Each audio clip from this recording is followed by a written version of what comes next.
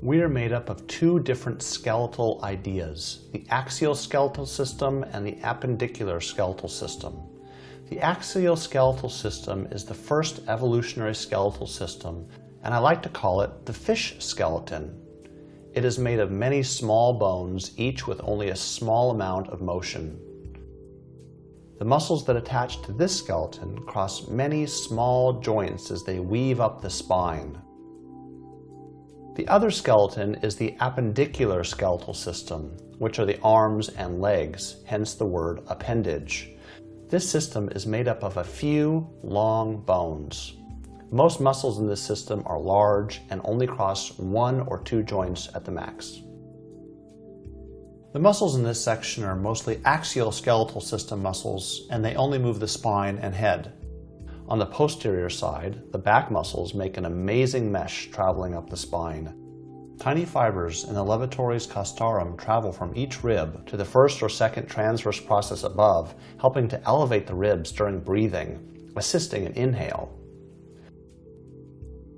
Then the force of this pull gets transferred into the small rotatories muscles, which insert into one or two vertebrae above and help to rotate the thoracic spine and laterally flex the lumbar vertebrae. Next, the multifidus has fibers that go from one vertebrae to each of the four vertebrae above. This weave of fibers stabilize, rotate the thoracic spine, and laterally flex the lumbar spine. On top of these muscles is the long longissimus, which attaches throughout the transverse processes all the way up the spine, all the way into the head and neck. Next to the longissimus is the iliocostalis, which inserts into the ribs and also has slips that make their way up into the neck. Most medially is the spinalis, which inserts into the sides of the spinous processes.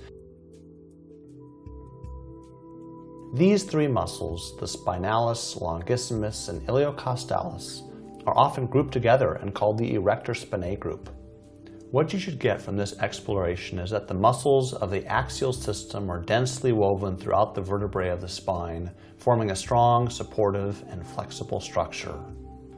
In terms of actions, remember that muscles can only contract and pull their two attachment sites closer together. In the spine, this means that the muscles further out to the side, like the iliocostalis and the quadratus lumborum, will help more with side bending. And the muscles near the spine will extend the spine and rotate it, depending on the fiber direction.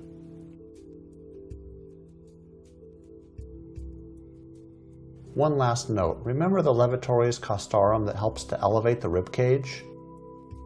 Look how the fibers are oriented diagonally down and help to elevate the ribs for an inhale. Now notice the serratus posterior muscle, which is angled from the spine upwards.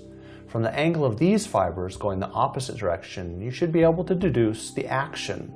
The action would be to bring the ribs down, helping in expiration. You can often guess muscles that are antagonists when they have opposite lines of pull. Usually antagonists are on opposite sides of a joint as well. In the axial system, we can see this in the case of the intertransversarii, the ones on the left helping to side bend to the left, the ones on the right helping to side bend to the right. Okay, that should get you started with understanding the axial skeletal system and the muscles that attach to it.